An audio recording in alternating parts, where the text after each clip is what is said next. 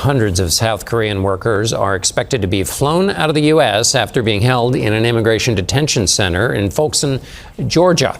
That's near Jacksonville. The Korean government is hoping to negotiate their voluntary release instead of forcing their deportation. Skylar Henry has been following the story and joins me now. Skylar, where are things? What's happening right now with the workers? Yeah, John, well, late this afternoon, according to South Korean news agencies, they say that the more than 300 South Korean nationals who were detained last week will be bused here to Ha츠필드-잭슨 International Airport, where we are just outside of Atlanta, early tomorrow morning, where they will be met by a chartered Korean airplane that we actually saw land earlier today.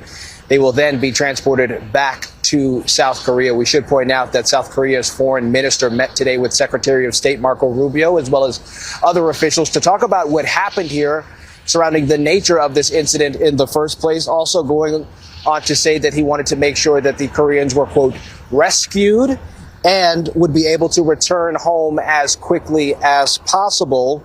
Also looking to make sure that the workers, should they be allowed to return back here to the United States, not have any sort of issues if they want to come back to the country.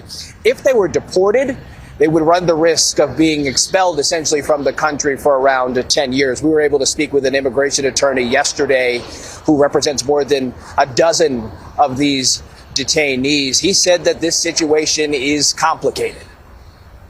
ICE is saying that these individuals, at least they're telling the consular officials, that they'll be able to come right back, which of course makes no sense whatsoever and even gives a bigger lie to what they've been doing.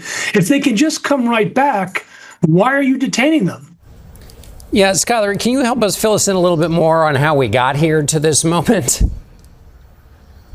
Yeah, to paint the picture a little bit more, John, this is all part of a broader immigration crackdown that we have seen from the Trump administration in recent months. You'll remember, you'll see a similar workplace raid happen in Los Angeles several weeks ago. But this by far is the largest in the agency's history. Some of the workers detained, according to federal officials, apparently crossed into the border illegally. Others had visas that were expired. But South Korean officials say that they hope that they can try to negotiate some sort of expanded visa process so that they do not have to deal with something like this happening again. Skylar Henry, thank you.